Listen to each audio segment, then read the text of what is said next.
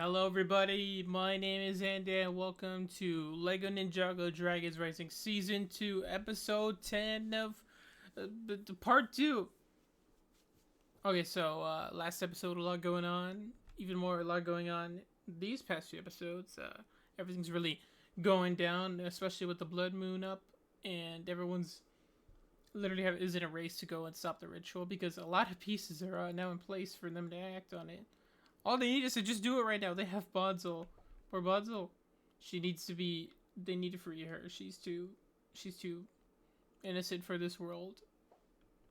And that does not mean they have to take it to another world, whatever this nether space is, which I'm very interested to see what that's all about. So, once again, if you all like me watching this, you should please go watch this on its original viewings.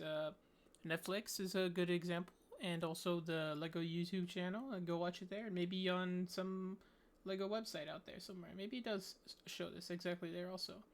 So yeah, go watch it there. Go watch it there. Then come back, watch me watch this, right? And then watch me talk about this for like at least an hour. Well, not talk about it for an hour, but like fill up the video runtime of an hour of me yapping for like hours, or at least 40 minutes. As always, go do that, please. So yeah, I'm sorry. I'm like way too excited about this. I've been so excited to watch it, see what happens in the last episode because I've been so like, I need to know what happens. My hype is getting me. It's getting the best of me, and now I cannot control it. So I literally have to watch this. I have to watch this because I can't now just watch this on my own time. I have to watch it with you guys, and you all have to watch it with me if you like watching it with me. I'm not telling you what to like or anything like that, but if you like it with me, if you like it without me, please say that you like either. As of course, go watch this on its original things. Support the show, all that. Like as I've said before, this is not a market substitute. This is, well, I mean, yeah, you could watch this, but also like watch it in what way that would support them, and then you watch this so you can support me supporting them. Anyways, I think I rambled on and yapped about nothing to do with anything ever. So why don't we get into this and watch the video, or watch this last episode of Lego Ninjago Dragons Rising Season 2 episode 10. Why did I say 5? Episode 10 of Season 2 of Part 1. Okay, this is Part 1. We still have a lot more to go. And a lot more to see. So anyways, I can't wait to get started. Anyways, so yeah. Let's get started. In 5, 4, 3, 2, 1, play. Bing. I'm so excited. Aaron? Aaron, are you okay? Ooh. Dad, I'm so sorry. I wanted to find you, but I failed. Jeez. I can't do anything right. Aaron, what are you talking about? Oh, I knew it. Lloyd? Nia? Wow. Oh, I didn't mean to repeat that.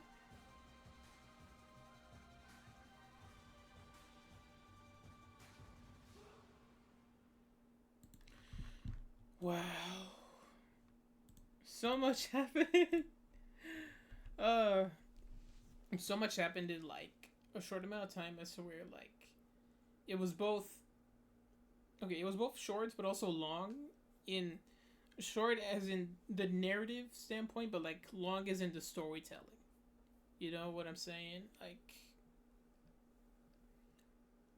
Like bro, so much has happened. Yet so little, like so much has changed from what we know is to like the status quo. Like for real. Wow. Okay, so like, oh, how am I supposed to summarize this as always? Okay. So it's made very clear where this isn't the end of season 2. Even though they kind of frame it as to where they're having it be prolonged, right? Like it is the last part of the season, they've done this since season one, literally. Like where part one of that season, it felt like a finale. It felt like the finale to the whole season entirely. But then the next part of the season rolls along, and then boom, it's a new finale, a new thing. It's a whole new thing. So like, it's very interesting to see, how they play it out and how they go through, because they clearly have planned this out for multiple seasons from what it seems like, because even stuff in the first season got paid off here, stuff from like, I don't know, back then got paid off. A lot of things just keep happening, keep going, and they don't have to explain everything right away, but from the way they're doing it, they make it seem like they know what they're doing, and from seeing it this way, it's like, wow, they really know what they're doing. So a lot happened here. A lot happened here today, and a lot happened in the in this episode. So like, first of all, we also saw this like moment of failure for Aaron, and he saw his parents, but it really was just Lloyd and Neo, which I did predict in the last episode. I was right about that. Haha. But yeah, like it is going to show, he's still like sad about all what's going on and who he is. But like, they kind of pay it off later on by saying, okay, he didn't do object jujitsu, but he didn't do it at the last moment where he needed to, kind of breaking that trope where, oh, he unlocks the thing he needs at the last minute because it's so important to the story. No, it's Sora that activates it and makes it happen to hit Roz and close the portal, or close the gate rather, which really is like an insane way if you think about it. Like for sure, like crazy to see. Instead of it being, they have to have him believe himself. It's a lie pretty much, and Sora has clearly shown. They would have a different where it says, okay, it's a lie, but as long as he's better, he is now. But like part of me is feeling maybe that lie will get revealed later on, whether it's by Wildfire or somebody else in an argument scene. But like from what we see, it's like from what am I talking about? I don't think it's where they're going. They're gonna go, so maybe that's a lie that's gonna keep happening to Aaron, as to where then they will set up something to do with Aaron trying to get stronger through forbidden means, and especially with what we see later on when everything gets teleported away by this mysterious master man who we still don't know what it looks like. So yeah, then the ninja here, but yeah, it is neat how Cole Zane don't appear. I thought they were gonna appear last minute, but no, they have to work on saving the Cloud Kingdom from drifting, or pretty much just crashing into the land, which that is like something I honestly thought they were all gone, even if it was off screen. I thought they were done for. But yeah, they say they'll heat up the chains to make them loose, which I mean, kudos to that for working, but also like, I feel like that would be a little hot for them.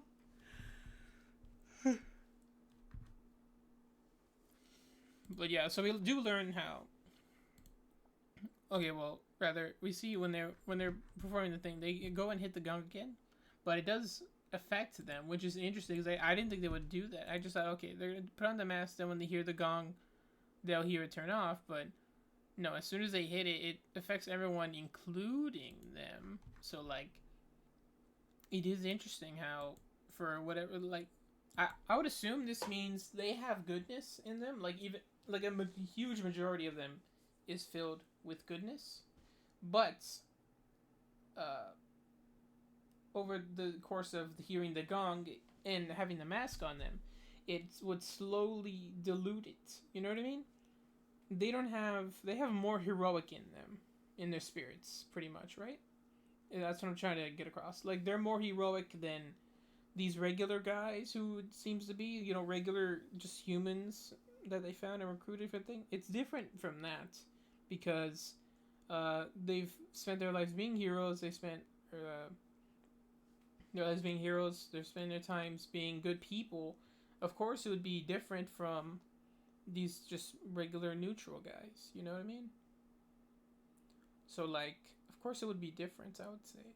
It makes sense as to where it takes a longer time for them. And they're clearly struggling from that. Like, just from hearing the gongs, it makes them struggle. You know, like it's not instant where it instantly changes them into being evil, but no, it's interestingly it makes them it makes them like fight. I would guess in their mind because it doesn't take away their goodness. We see later on when Kai is shown to be unfortunately hit into the thing. It says it can only work on those without goodness. So it's kind of uber specific. You know, the sacrifices have to be those with goodness. So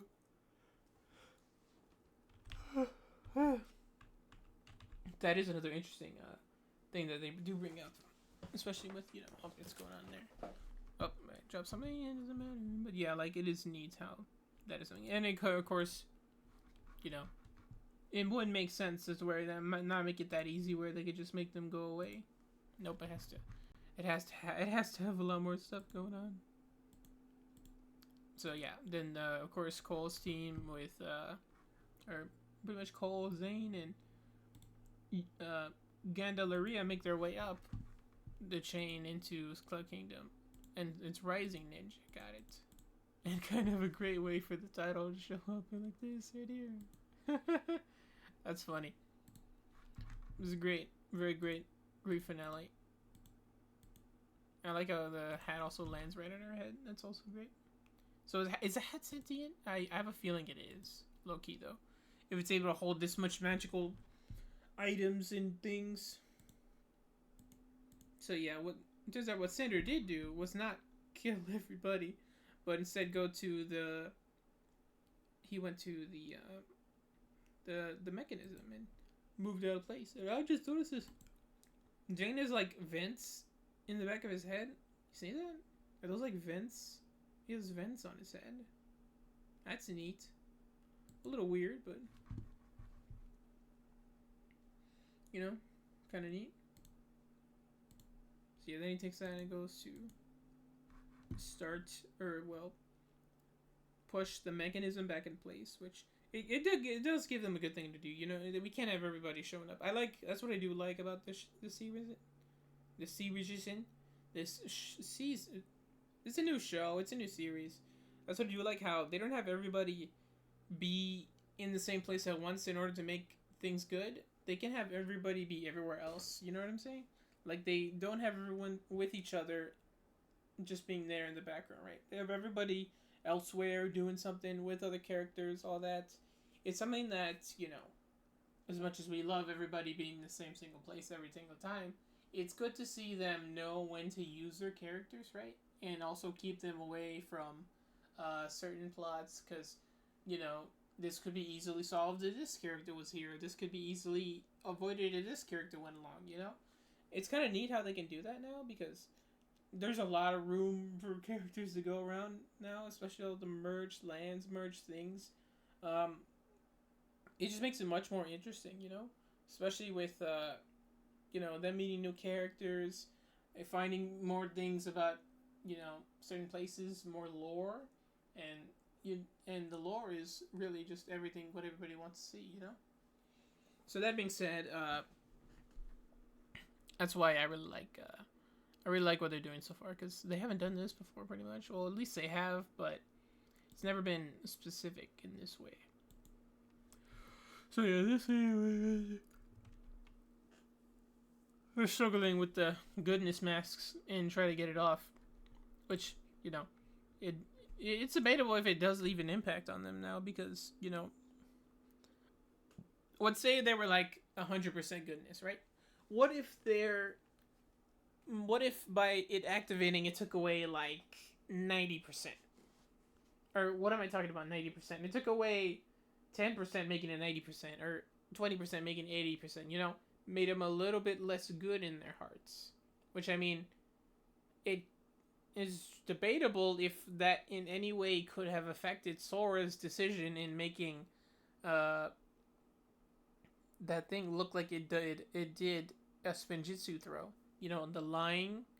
It's lying to make him feel better, but it is still kind of, I feel like there were other ways to have done that. But in the end of the day, it did save the world, so that will definitely give a boost in Aaron's self-confidence, which he really did need it. You know, if they were just gonna end this with a downer, they could have, but instead they said that. So like, but they did still set it up between him and Roz just giving it clear, saying, "Perhaps you will find a true master someday," which you know, that is very interesting, and that is kind of.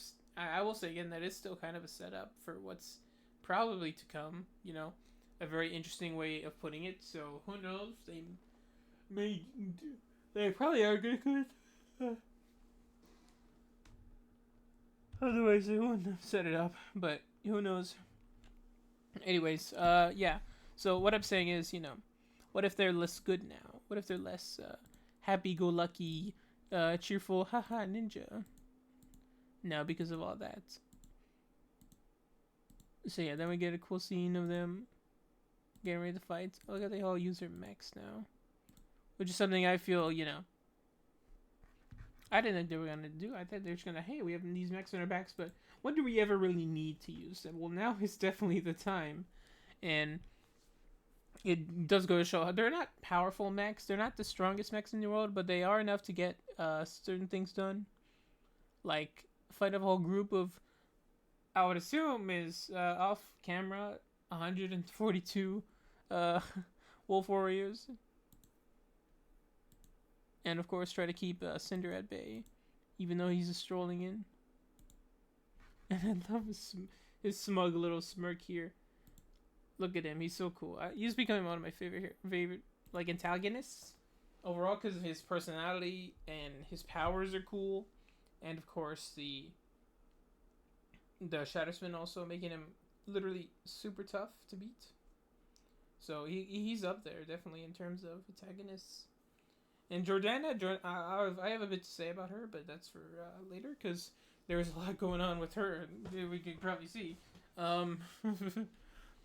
Yeah, so yeah, that happens, and he rolls up. I got a good frame here. First he intends to just yoink on the mask, but nope, he gets blasted by Sora, which is based. Then becomes a real fight for the mask, which is neat. Like, it's not something you would expect to see, but it is neat. And it looks kind of cool too.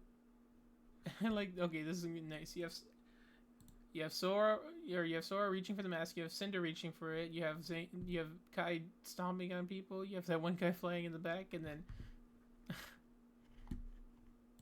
then you have Wildfire levitating back there. This is great, great. Oh my god, he really was flying. Hold on. Yeah, you saw that guy. Now he is right there. Oh, he was kicked by Kai. That makes sense. That was cool.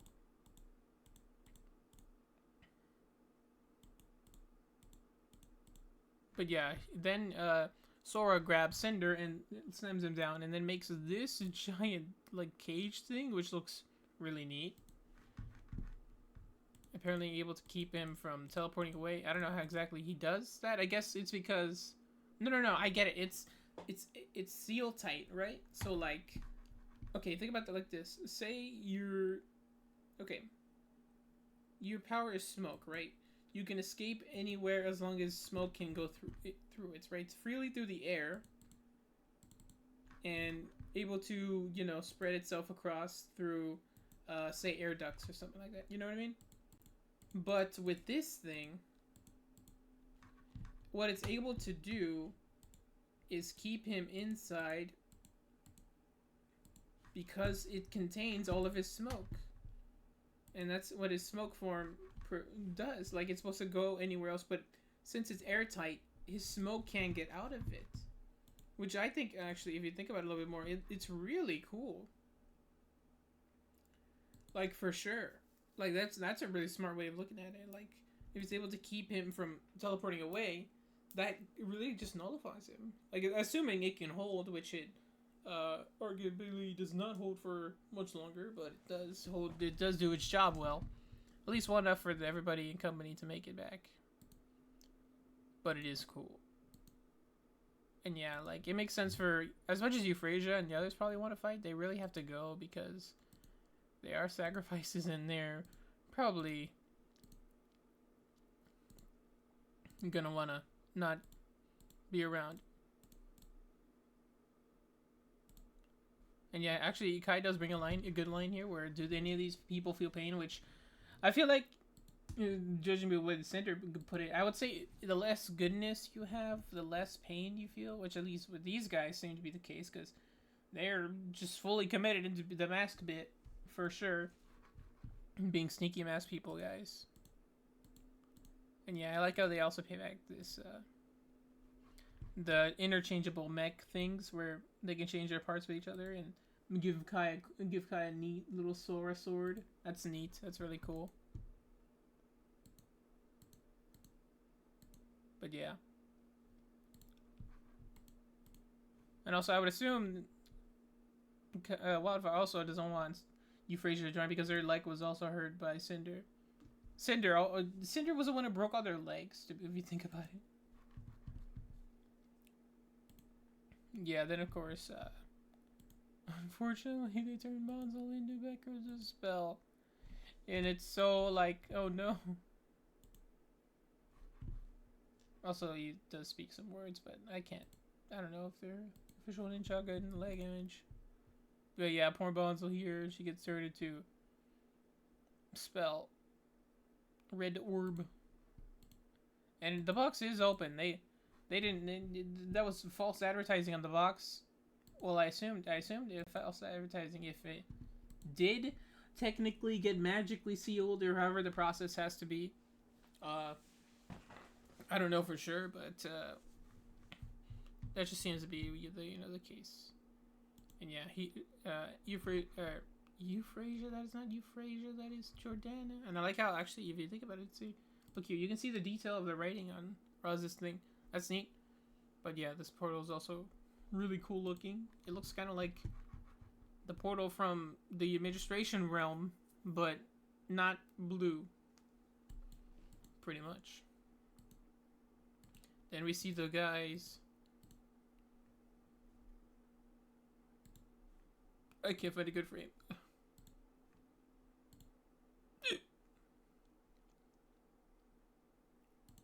And yeah, they are seen here and they are trying to walk out. But of course, we ninja can't let that happen. And real reason is he doesn't have anybody to I guess replace him in this realm. Or at least that's the way they put it. They have to have somebody replace him. Those who do not have good in their heart.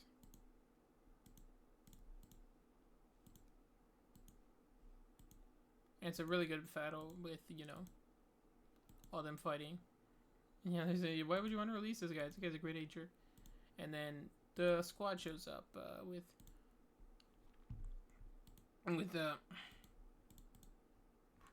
Kai, or not Kai, with Lloyd, Nia, Aaron, and Ryu. The Ninjago squad. It's just great to see, It makes sense as to where all of them probably not gonna go ahead and say, hey, let's try to fight the portal, but they can't. They just have to fight the Wolf Warriors, help each other. Which is neat. And yeah, pretty much help, Sora not let Cinder go, because Cinder is kind of the main threat. Despite,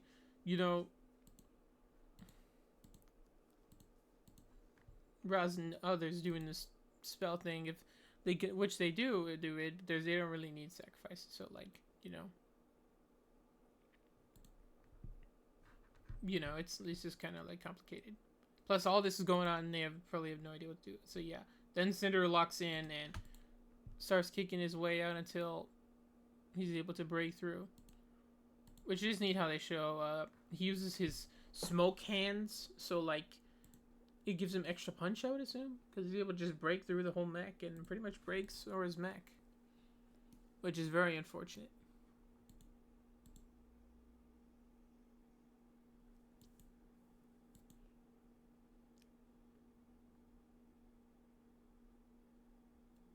But yeah, bro's like, oh, she's unconscious? Too bad. She'll miss my sweet shatter spin. I'm Cinder. I'm cool. And he is kind of cool. And the animation, once again, with their fights being super, super good.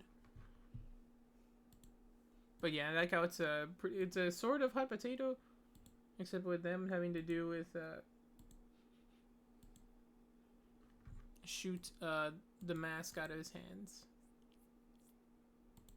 But yeah, I love the scene here where we see why Rising Dragon technique is so effective against Shadow Spin. It is because it's immune to Shadow Spin's damage. It passes. It literally just goes right through it. Intangible, and like, you know, it means that fire is working with him, which is really neat.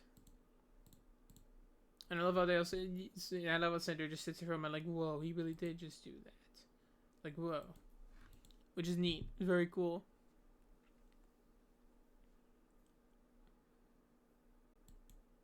And we get this awesome fight scene with Cinder and with the Lloyd. It's so cool. Like, just seeing them, you know, seeing Roz run back while trying to delay Lloyd, and Lloyd trying to catch up with him, while also Kai and Cinder doing this moment with between the two, where it's like, nice trick, want to see more? He's just so cool. And I should have realized. This is why they gave him such cool moments, because they're setting him up for death. Well, not death, but like close enough to it.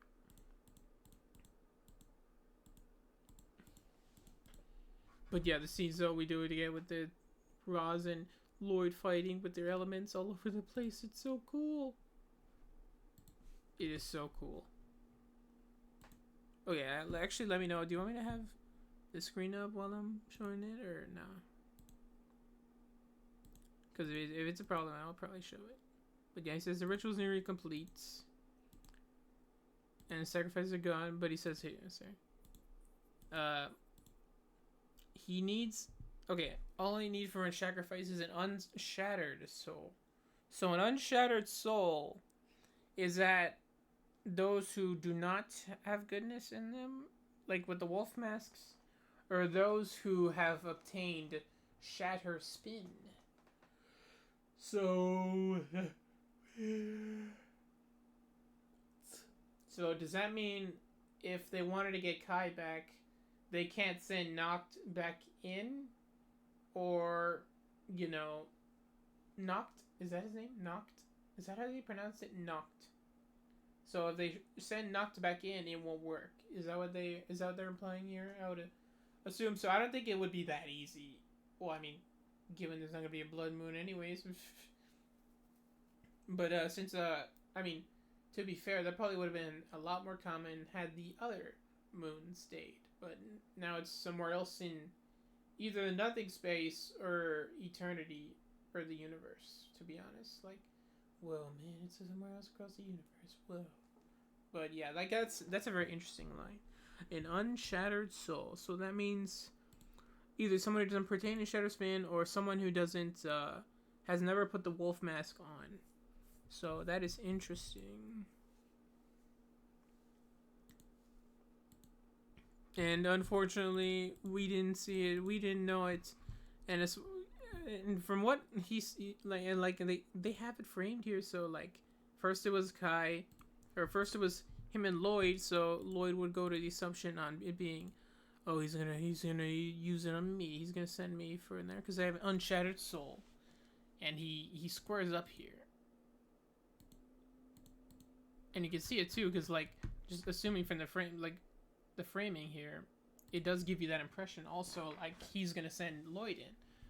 But they tilt the frame in such a way as to where instead of the focus is on him, it is directed over to Kai, who just defeated Cinder. So like, if you think about it, that's just insane. That is some crazy direction of camera. No, literally, that they put a camera down in this Lego world and had him film everything. That's just crazy. And then he throws the hammer. Throws the hammer right at Kai. And sends him in. Well, not immediately, but he does try to But Ryu tries to help him, which good Ryu, good for you Ryu. And I mean, to be fair, this finale probably could have happened if it was just sending in the 5 monks and then the new threat is here. But depending on how powerful I guess the other guys are, they would probably mean the doom for everyone. Except they didn't do that. They sent Kai in, which I never would have expected, to be honest. I didn't think they would throw Kai in this portal that apparently has nowhere to go, or anyone. That's just the nether space. But yeah, it is crazy, especially when you see Kai screaming here, saying as he goes in, you can see his mouth over his mask. That's like, wow. I didn't think they would do it. And judging from the framing and the way they word it, Kai is gone forever. Like, how is they gonna get him back? How is they gonna wait until the next blood moon, which is literally a millennium, they say? And even then, how are you gonna get out and not risk these guys? The other four bad guys getting out. How are they gonna stop that from happening? Like, bro, it is just all the way messed up. How are they gonna do that? Are they gonna actually, you know what they could do? They could go into the administration room, right? And then find the portal gate. If they can somehow reconfigure it into... No, I don't know about that. No, because if that was possible, then, I don't know, maybe Raz and Jordana would have done it, or something like that. If not, then, then it probably would be... It would probably have to be something from the inside, you know. Bonzel and Kai finding something inside that could lead them to go back out. Or really just, I don't know, Bonzel believing in herself. Something to do with her spell powers that could, you know, lead her into finding enough control over her powers to bring him out. Maybe? It's definitely, it's not going to be simple. I know that for sure. It's probably, honestly, it's not going to be simple, and it's probably not even going to be resolved next season. Or at least, the main threat of Raz is not going to be solved. So, like, it just leaves the question on what is going to happen. How are they going to fix this? So, yeah, apparently that was enough for one of these guys to come out. This man right here. And his minifigure looks so cool. First, his blue hands there. Well, I think they're blue hands. They look like white hands.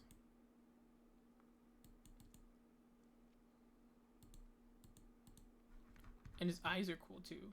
At first, I thought those things were his eyes, but then his real eyes wake up and they're blue. And he looks like a stone warrior almost. Like, especially when you see his design in a minute.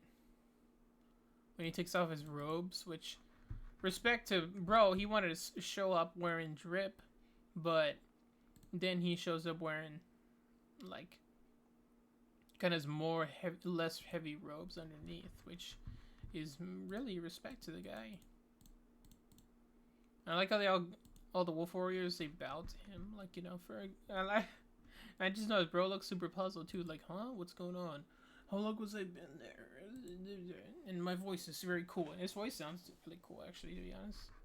Yeah, but I like how they all bow to him. That's neat. It goes to show these random people who's obtained loyalty to this guy just suddenly being unlocked, which is neat. But yeah, he says finally, after long centuries, he's free.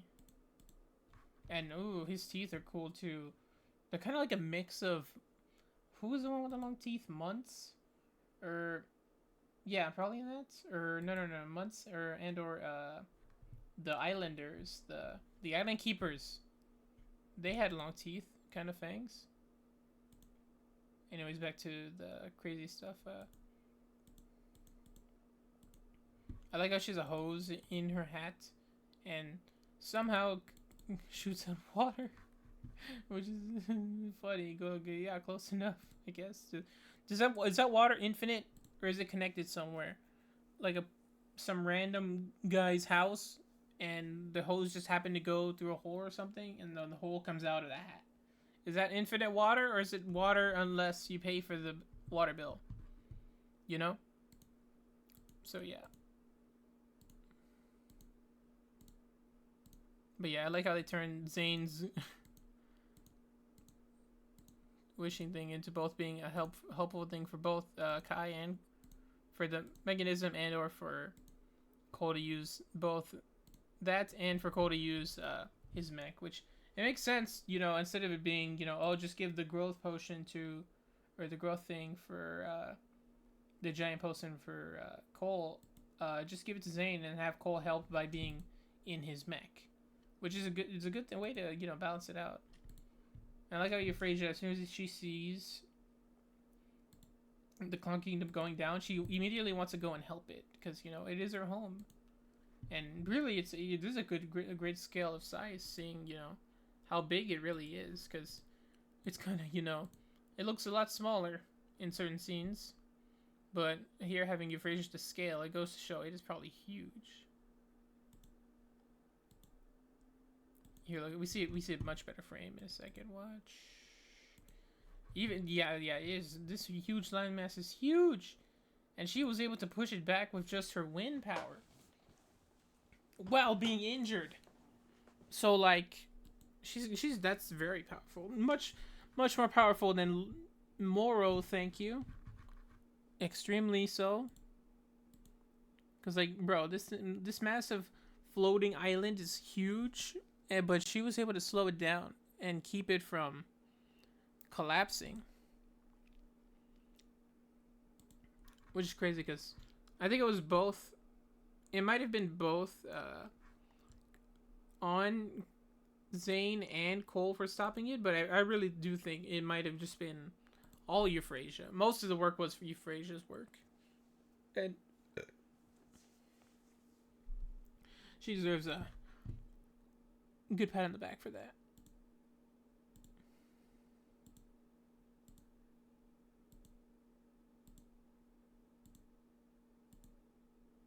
Yeah, I like when she does go up, she just sees the guys holding onto the hose. That's funny.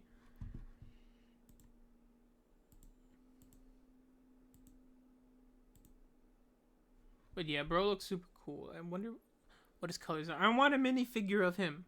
Look at him. I'll have to work on my custom soon. I even know whose parts to use. Haha. Well, yeah, we see he was able to use Shatter Spin also. And he kind of wipes the floor with everybody. Except for Nia, who we do see is very clearly affected by the flashback she has here of playing counter shot with Kai. And it is pretty emotional, to be honest.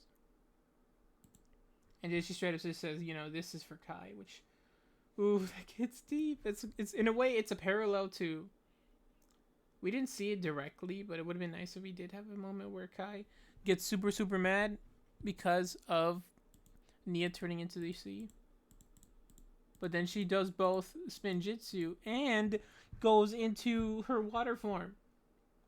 Or not water form, but like the Rising Dragon technique, which is just based. And that being that, was able to combat Knocked for a good moment. It didn't completely stop him, but it gave him a good run. And unfortunately, before Lloyd was able to fight Cinder, he gets in the moment of visions. As much as he doesn't want them to happen, they unfortunately do. Which we get a vision of Kai in the another realm, or another space. And the vision of Cole with the thing. Another of Rantu looking at him with Under the Blood Moon. And he says, okay, he doesn't want to wish for the universe to bend as his will, but he has to find place in its current. Which that makes sense. You know, that's the whole all his teaching was about. And really all this time he's been ignoring it. But we do get this interesting vision. We go back to Beatrix, which, you know, we still don't know exactly what this is about. We don't know what her thing is, if she is potentially coming back. And whatever dragon this was, or whatever symbol this was, we cut to this one a lot, which is interesting. We yet don't know what it means. And then we see Noct holding onto his sword. His sword specifically is green and looks like his sword. And then he breaks it, which is crazy because, you know, in a way, stuff like this is shown to symbolize their power and their strength. And him doing that goes to show how strong he probably is. And maybe this is a vision of, maybe this is the Strength Dragon. Or the Source Dragon of Strength. And so when Lloyd goes in and mows through everybody, he unlocks the Forbidden Spinjitzu. Or not even for what am I talking about? He unlocks Rising Dragon Technique, which is insane. Because like not even I expected that from him. You know, I was on my thing. Oh, maybe Kai's the only one. If he's the only one, it'll be fine. But no, everybody learns it, which is crazy.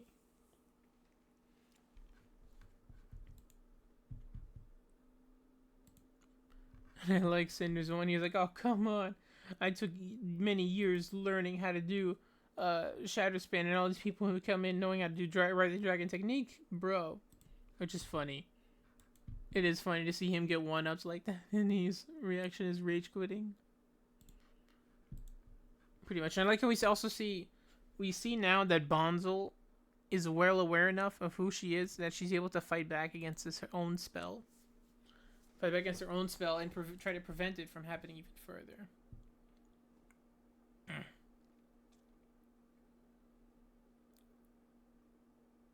And like how she also does try to connect to Kai, telling him to wake up and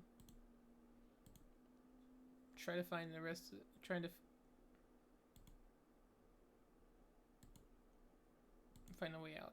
But I like how Kai immediately goes on to self-sacrifice mode by saying, when he gets the chance to close it, she does not have to worry about him. Which I worry about you, Kai, but if it's for the greater good of the world, they kinda have to. You know, it's one of those things where you know you have to trade.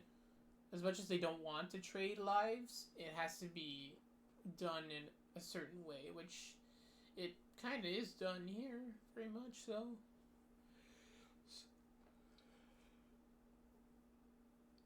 I am curious though. Are we gonna see what the other 5, or not even the other 5? Are we gonna see what the other 4 look like? Are we gonna get their appearances soon? I would hope so. They look really. If they look similar to what this guy looks like, it's very neat and cool.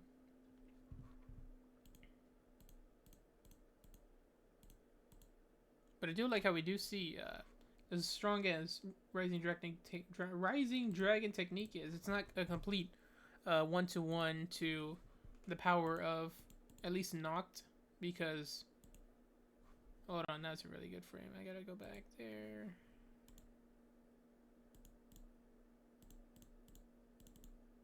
This guy, look at him. He's really just posing up like that.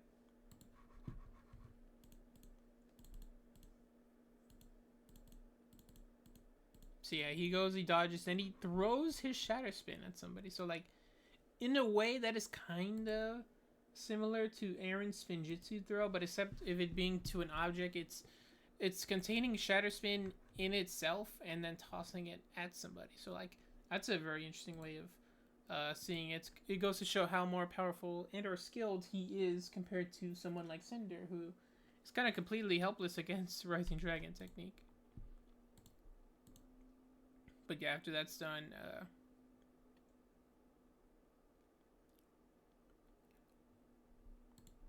because the moment where I literally thought, okay, would they probably do it? Are they gonna throw Nia in as well? But no, Aaron here spots it and tries to use, I think it looks like a Kai mech hand. And I like how this one time, it wasn't, okay, sure they did it last time with him being motivated enough by emotions to overcome and do Spinjitzu throw to save the day.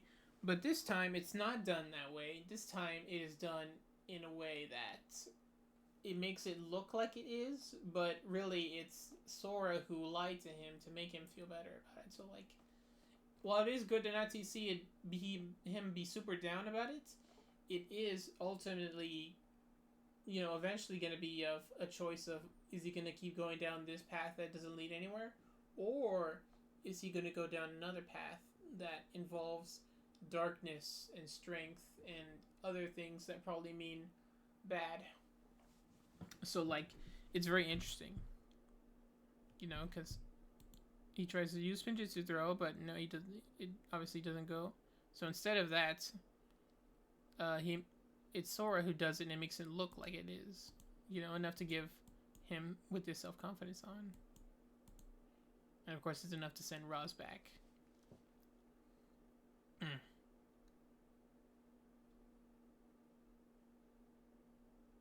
I like how Wildfire calls him out and saying, "Hey, what are you?"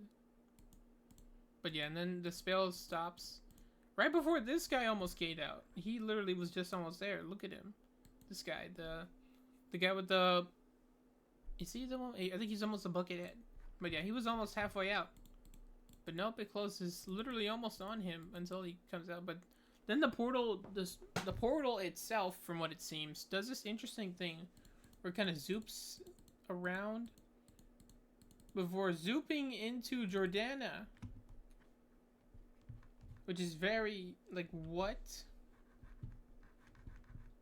Enough to where it zaps her, gives her glowing orange eyes, and makes her gasp. But, like, what does that mean? What does that mean? What happened to her? But yeah, that means Kai is out. And then with all this going on, it makes sense for Roz to be as desperate as he is and wanting his plans to succeed. And for him to just straight up go, "Master, help me," because what else can he do? You can't like he can just run away. But no, and then we just see the whole world shakes. Well, I didn't even notice this. The world shakes, right? But then we get this close up of the bell, the gong of shattering, which I feel like that's got to be, clear indication that is made in this image. But then it teleports him away. It teleports the Wolf Warriors away. Cinder, Jordana, and then the whole temple. Well, knocked too. And then the whole temple is teleported away. Which, that goes to show that guy has some incredible power if he's able to do all of that. And it's specifically a glowing yellow / orangey color, which is interesting because it's such a specific color. It's not like it would be evil color. Haha, evil, it's all purple and dark, or evil as in red, but it is an interesting color. So like, yeah, unless they can make a blood moon happen again, it's gonna be a little cautious. So yeah, and then it doesn't feel like a win, of course, but then we find out actually the Dragon Masters are alive. They didn't freeze permanently, thankfully. But yeah, this means they now have more time to teach everybody else Shatter Spin. That we see here, the entire dojo is not in the shadows anymore. It is now in the light, obviously. It is teleported elsewhere. In this weird space of orange. Which is very interesting. It looks sorta kinda like the realm the FSM was talking to Lloyd with. But I doubt this is the same place.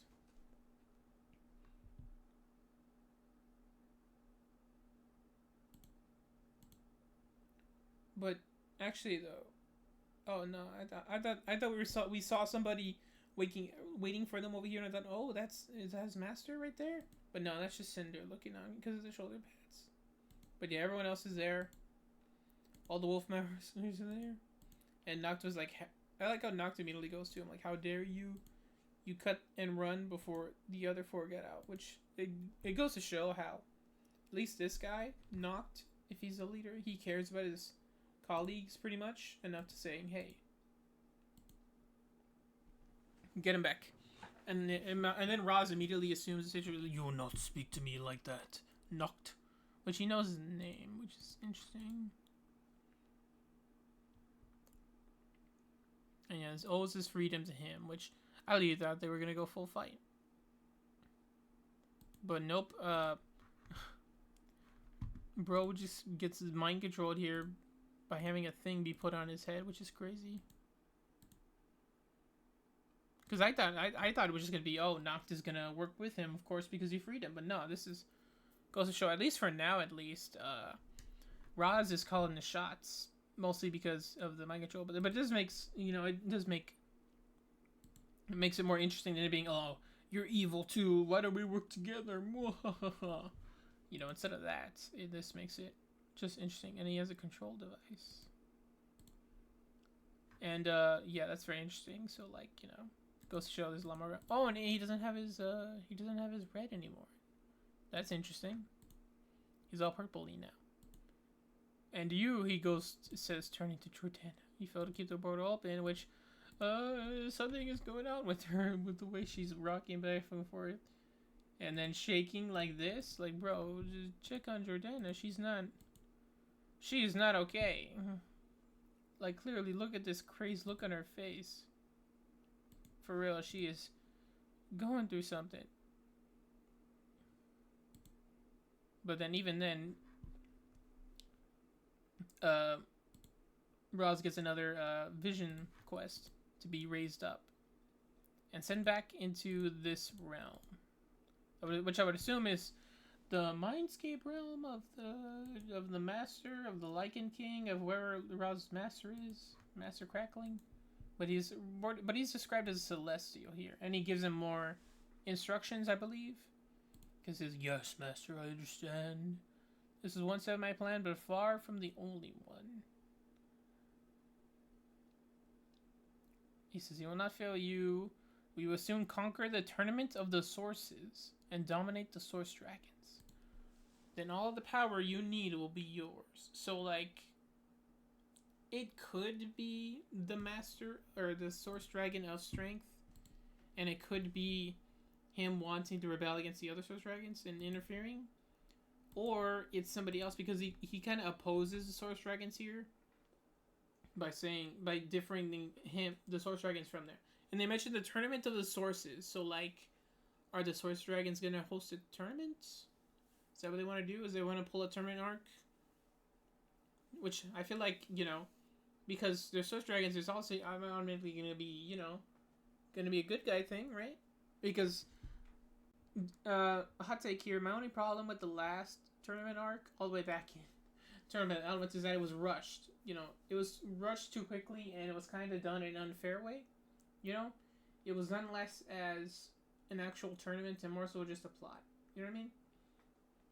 It would have hit so hard if, say, it was played out fairly. It didn't have that many people. That way they can make it smaller, and then by the end, or they just did like a big montage about all of them, and in the end, it's down to two. Let's just say two ninja, like Kai and Lloyd, just them both fighting for the last one. And there was no inclusion tension. There was no like random Fortnite where they all fall into an island. Just the two fighting, and that's that. Whoever wins, wins pretty much. So like, they could easily do that again. They could, or not even again. They can do what I'm describing. They could do that here now. That, from what it seems to be, they conquer the tournament. So like, it's not even in evil yet. What it seems to be like. It's not an evil orientated event tournament. It's just gonna be a tournament of fighting. So like, that just makes it more interesting to me. But yeah, all the power he needed will be his. And then I like how we cut back to Cloud Kingdom with pretty much the group celebrating in a way, but then mourning everybody. But yeah, nothing in the archives explained what happened or where it might have gone. So it just goes to show it's kind of a new thing. But yeah, I like how this moment here where we get where Nia and Wildfire have this moment to pretty much rely on their grief. Which is, it's so sad, to be honest. Just these two, it's like Wildfire's his daughter and Nia's her aunt. It's so sad, bro. I never would have expected this, like, for real. I thought it was gonna be, oh, the Forbidden Five are out and they're free, but no, only one got out and we lost Kai. which is super sad. And then I like how it's both of them are in mourning, or both these groups are in mourning because it's both the mourning of Kai being lost and Bonzo being seemingly dead, but is actually alive wherever Kai is. But yeah, I like how we also see this moment where Lloyd congratulates Eren into doing what it was best, which it did help him, but it's forever gonna be in Sora's mind that she impacted this and made this happen for for Eren's sake and for self-confidence. Which it could go anywhere from here, I think.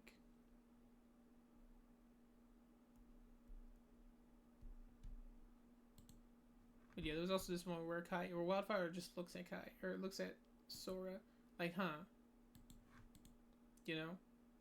But it does give her a nod, which is sweet. But yeah, then we come back to Kai in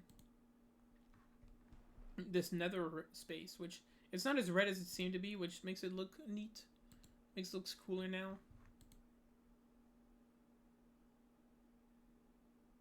But yeah, actually though, it would be interesting if somehow they enact the ritual of the blood moon again. Like somehow something to do with the moon to make it blood again. And try to use it. It's a huge risk, right? They could risk freeing the 5, but they have a bigger. But as long as it gets Kai out, they are willing to take the risk. So like, you know what I mean? It would be cool if they do that. You know, kind of flip it on its head and make it a thing the good guys want to do. But yeah, I like how Bonzo here shows up.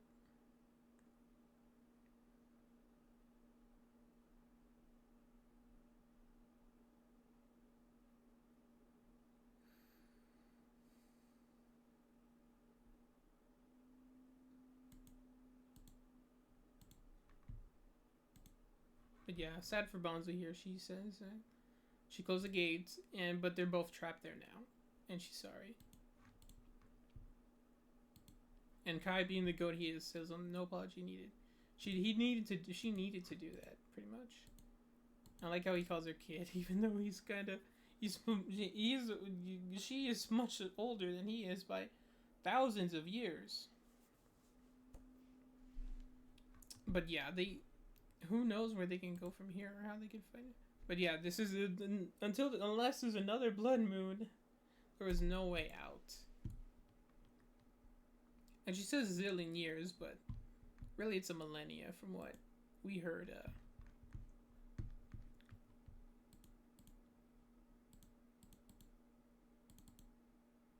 From what we heard, Gandalaria says it's a millennia. So, yeah. Also, fun fact: Bonzo, when she chose her form, right? She didn't also choose her appearance and identity. She also chose her gender, which hinted transgender Bonzo real for sure. So yeah, guess that's all. That's all for this season. Or not even the season, but part 1 of the season. Wow, so much has happened, and we're already just part 1. Look how far this show has gone. 2024, bro. It is insane. Anyways, guess that's all I've talked about this season. It's been a great season so far. I know I'm one to usually say, oh, that was a great season whenever a new season of anything I like comes out. Like, oh, that was really good. I enjoyed that very much, for sure. No notes, nothing negative, all that. Because I'm literally the positive guy ever. I love everything. I used to love Crystallized. I used to love just other things, a lot of other things. Anyways, I guess I said enough. Please let me know.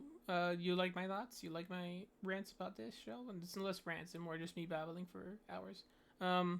So yeah, what are your thoughts on this episode? Do you like the finale as much as I did? I really liked it a lot, and I did not expect a lot to happen. So yeah. Please let me know your thoughts down below. Please like, comment, subscribe, and who is your favorite ninja? That's my question for the day. Anyways, question of the day aside, I'll see you all next time. My name is ANDAY. This has been LEGO Ninjago Dragons Rising Season 2, Part 1, Episode 10, Rising Ninja, I think they said it was. Alright, so, yeah. Bye-bye.